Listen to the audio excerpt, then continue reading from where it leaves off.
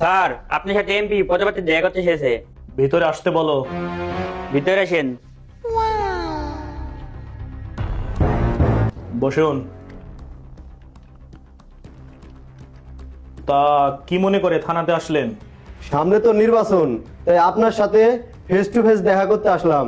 হ্যাঁ, তা বলুন কিভাবে আপনার সহযোগিতা করতে পারি? তা কত লাগবে আপনার?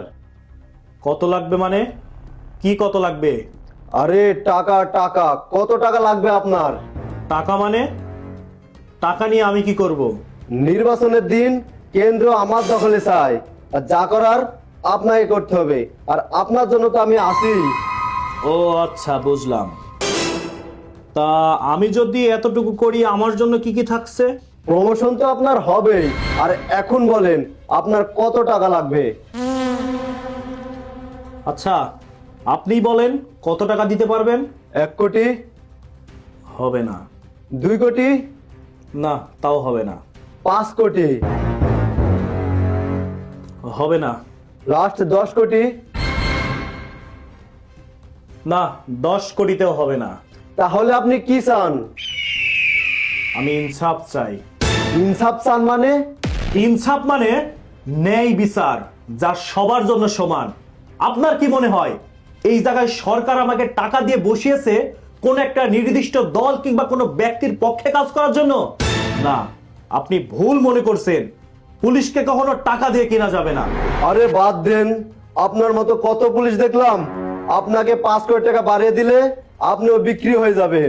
আর আপনার কি মনে হয় আপনার টাকার কাছে প্রত্যেকটা পুলিশ বিক্রি হবে?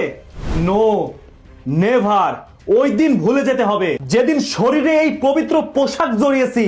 সেই দিনই প্রতিজ্ঞা করেছি দেশ এবং দেশের মানুষের জন্য ন্যায় বিচার প্রতিষ্ঠা করব। আপনাদের মতো কিছু নেতাদের কালো টাকা যতই শক্তিশালী হোক না কেন, আপনাদের কালো টাকার কাছে কখনো নিজের ঈমান বিক্রি করব না।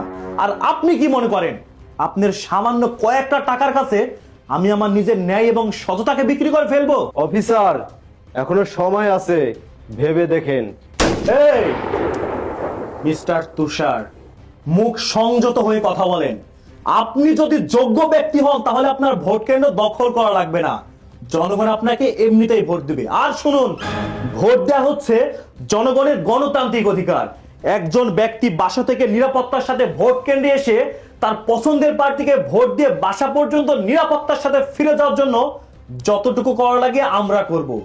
এর বাইরে কোনো নির্দিষ্ট দল কিংবা কোনো নির্দিষ্ট ব্যক্তির গোলামি করার জন্য পুলিশের চাকরি নেইনি। আপনার সাথে যেটা হয়েছে এটাই রুমের মধ্যেই ভুলে যান। আশা করছি এর পরবর্তীতে যদি আপনি এই ধরনের কোনো কাজ করার চেষ্টা করেন, আমি কিন্তু আপনার বিরুদ্ধে আইনগত ব্যবস্থা নেব। আশা করছি বুঝতে পেরেছেন। Get out from my hair.